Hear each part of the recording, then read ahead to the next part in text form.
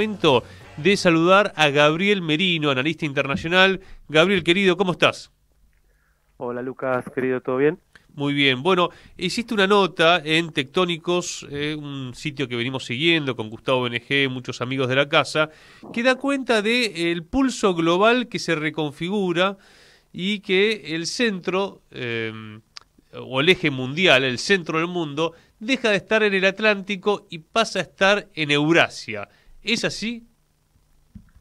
Sí, sí vemos un montón de indicadores y variables. Claramente, ¿no? Incluso hay un mapita que hace una página que ahora no me acuerdo, de dónde está el centro de la economía mundial, ¿no? Iba haciendo como una flechita, ¿no? Que marca el punto, por ejemplo, en 1950, bien en el núcleo del Atlántico Norte, y que esa misma flechita ahora está a la altura de Kazajstán, ¿no? En el centro de Eurasia. Sí, cada vez más vemos eso. De hecho, eh, el núcleo de la economía mundial más dinámico es hacia Indo-Pacífico, o ¿no? El Océano Índico y el Pacífico. 50% de lo que creció el mundo el año pasado va por ahí, por India y China. Y, y bueno, por ejemplo vemos que el RCEP, que es gran, eh, esta gran área de comercio, inversiones, este gran acuerdo de cooperación en China y otros países de Asia Pacífico, ya concentra el 30% de la economía mundial. O sea, Ujú. vemos eso cada vez más, y en esa nota en particular, yo, yo, yo lo que resalto también es, ¿no? En esta transición hacia un mundo post-occidental, que vuelve a reemerger como región clave, no solo como Shatterbelt o punto de disputa, esto que Occidente llama Medio Oriente y que yo prefiero llamar el centro de Afroeurasia, que siempre fue un núcleo logístico muy importante, un núcleo de comunicaciones eh, terrestres, marítimas, con algunos estrechos claves, región riquísima en hidrocarburos, ¿no? También, centro de la civilización musulmana, y que ahí, de hecho, eran el núcleo logístico de la vieja ruta de la seda también. Claro. Entonces, bueno, creo que todo eso está volviendo, está reemergiendo, y lo estamos viendo con cambios acelerados en esa región.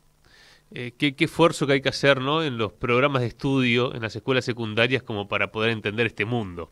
Porque en realidad es lo que estudiamos quizá en primer año, ¿no? Cuando se estudia el Imperio Romano, Grecia, algo de lo que pasaba en Egipto, pero no tendemos a ver Oriente, que, bueno, creo que ahí hay que dar un debate a nivel educativo, ni que hablar en las universidades.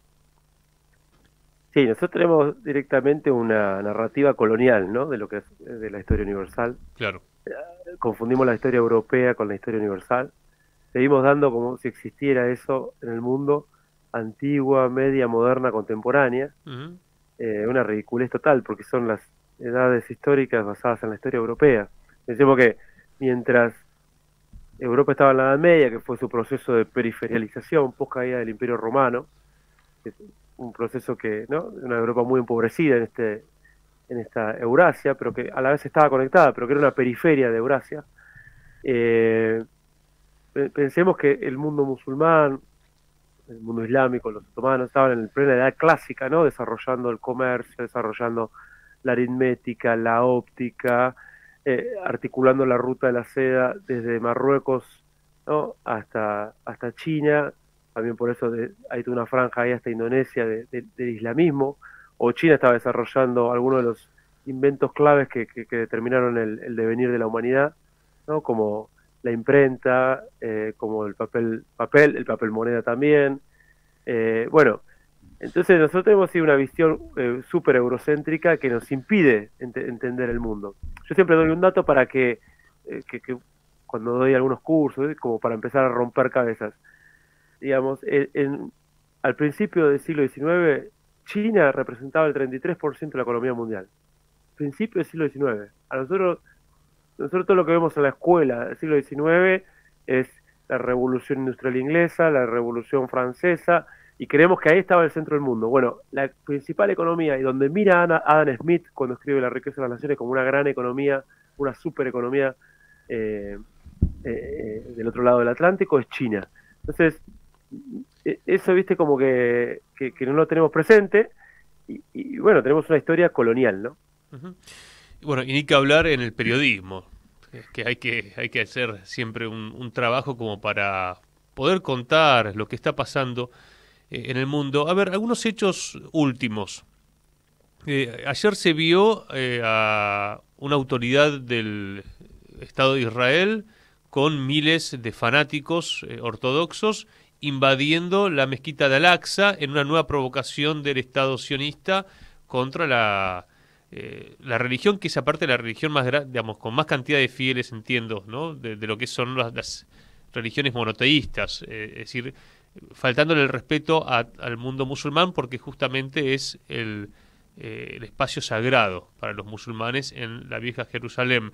Y a la vez vimos a Vladimir Putin recibiendo a Mahmoud Abbas, presidente de la Autoridad Palestina, y diciendo: Putin, vamos a seguir insistiendo en que se tiene que crear un Estado palestino. Días antes se había dado la declaración de Pekín, donde en China se reunieron todas las fuerzas de Palestina con un concepto de unidad nacional que respaldó China. Y días después, bueno, matan al líder de Hamas en territorio iraní. Es como que cuando uno va contando los últimos hechos, dice, hay un mundo que está buscando llegar a un acuerdo y a la paz, y hay otro que insiste con la guerra. Sí, Israel claramente no, el gobierno israelí no quiere la paz. Yo creo que también está viendo esta película de que la situación como avanzada, ¿no? Imperial del occidente geopolítico, Israel, sobre todo por la característica de estos gobiernos, eh, está cada vez más débil en esa región, esa, ¿no? O ese punto de apoyo, esa cabeza de playa del occidente geopolítico, porque está por estos mismos cambios que estamos viendo dramáticamente.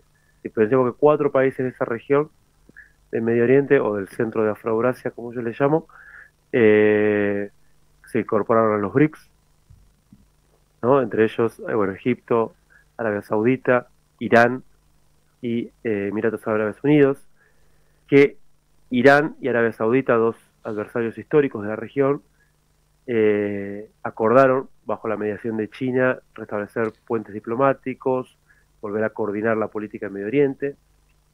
Pensemos que, vos lo decías recién, hay un papel cada vez más fuerte de China y de Rusia para sostener la creación de un Estado palestino, ya sea por bueno, este acuerdo de unión nacional que se hizo con las 14 fracciones palestinas en China. China, que es uno de los primeros países fuera de la región, el primero creo que es, que reconoce a Palestina como Estado. Esto es una relación histórica. Una Rusia que está jugando cada vez más, que antes equilibraba un poco más sus posiciones en el tema de Israel-Palestina, pero que está jugando cada vez más, bueno, como gran potencia emergente en el bloque o en relación a los BRICS, y una fuerte relación con Irán. Creo que, bueno, en ese contexto, Netanyahu dice, bueno, hay que aprovechar ahora hay que ir por el gran Israel, hay que aprovechar un posible gobierno de Trump, no porque Trump sea estrictamente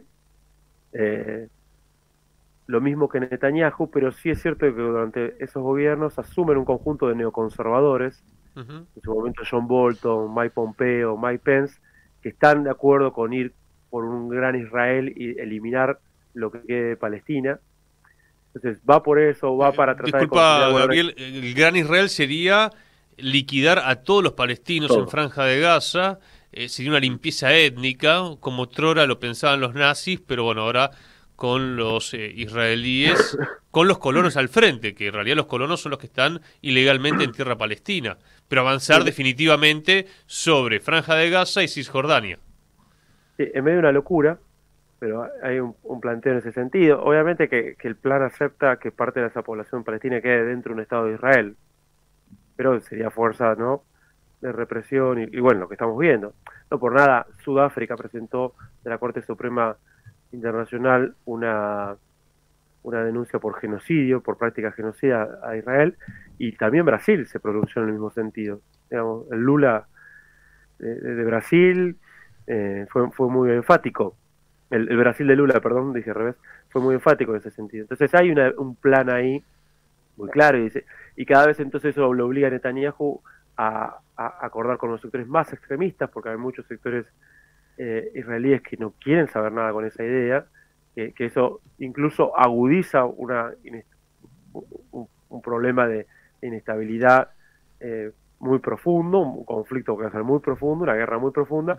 Yo creo que por eso también está provocando Irán, quiere ir a una guerra con Irán, ven una guerra con Irán, Netanyahu, que ya es una guerra híbrida, que ya tiene muchos años, pero bueno, una guerra, una escalada con un componente convencional mucho más fuerte, ve ahí una posibilidad de que, bueno, todo el occidente geopolítico se le alinee atrás y le permita ir por ese proyecto, antes de que las correlaciones de fuerza cambien muy drásticamente en contra de ese ultrasionismo, Déjame ¿no? consultarte, porque cuando fue el ataque de Hamas el 7 de octubre, los sectores críticos a Netanyahu se plegaron a, bueno, ahora tenemos que estar todos unidos por el ataque de Hamas.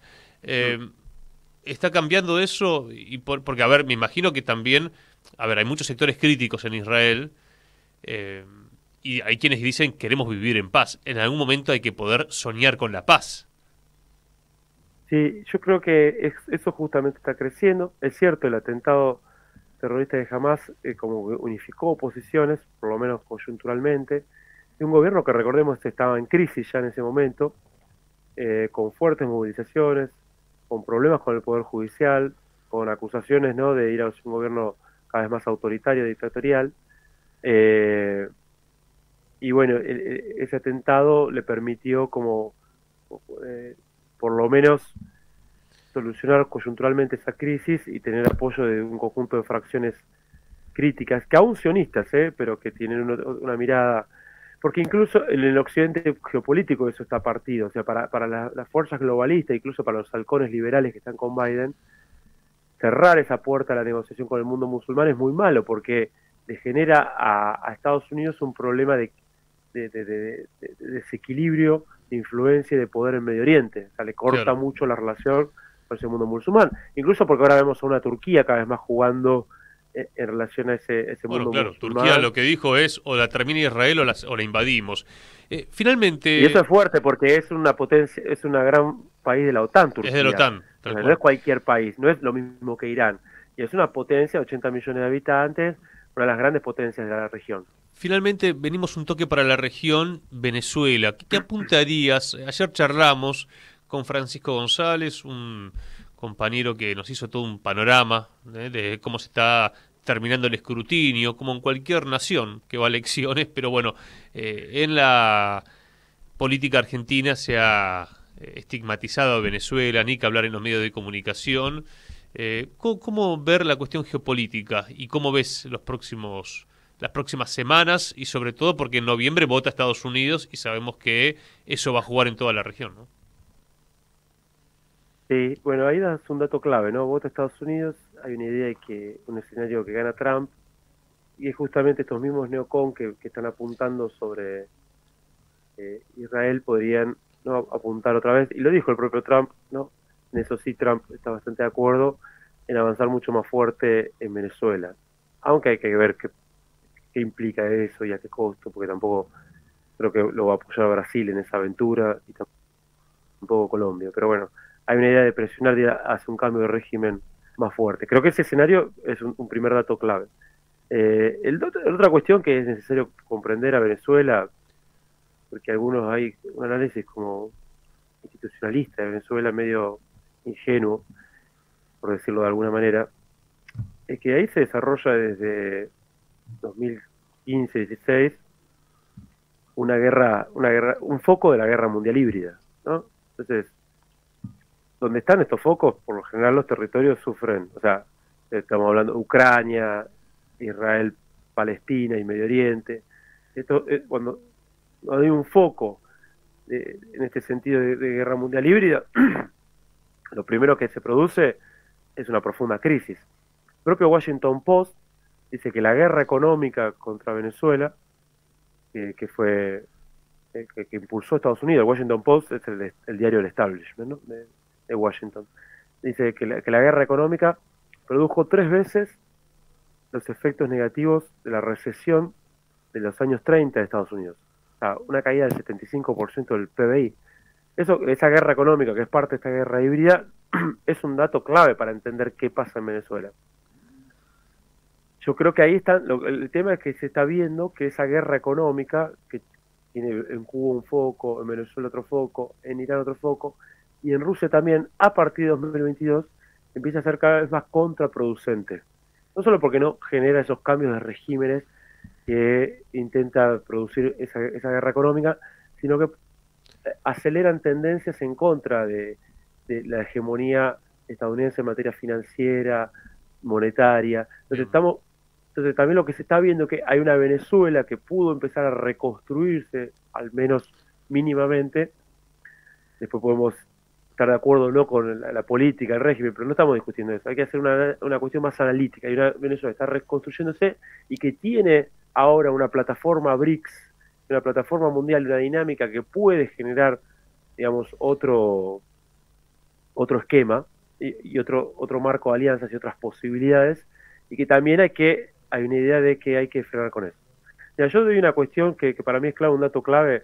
Vos leías cualquier diario pro-occidental o alineado en esa postura antes de las elecciones y decían, hay dos resultados posibles: pierde Maduro y entrega el poder, o pierde Maduro y no entrega el poder. O sea, no admitían otro resultado. Claro. O sea, antes de las elecciones, incluso leías el Clarín Internacional o cualquiera así, hay una jugada ahí que no es, que leerlo en términos de democracia, dictadura, es un poco ingenuo, porque vos lo que tenés que analizar es qué fuerza está empujando, por qué está empujando, y recordar la inmensa riqueza petrolera que tiene Venezuela, obviamente, la inmensa riqueza mineral, que es parte de esta disputa central, y recordar también que para Estados Unidos, Venezuela, y todos los países que tienen la cuenca Caribe, es el Mare Nostrum.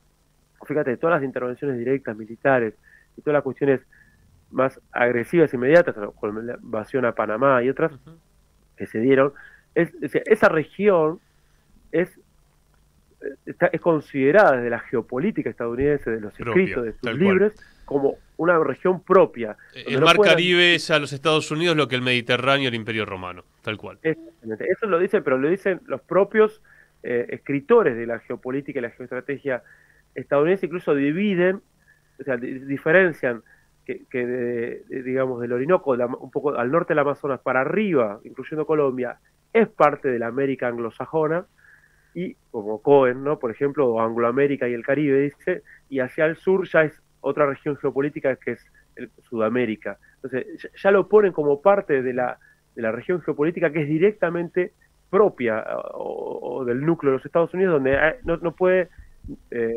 discutirse ahí la hegemonía regional. Entonces, eso también hay que tenerlo presente para entender qué se juega en esta estratégico porción de territorio sudamericano como es Venezuela. Excelente, Gabriel, te agradecemos la charla. Bueno, les agradezco, perdón por la voz, estoy liquidado, pero espero que se haya entendido. Muy bien. Muchas gracias.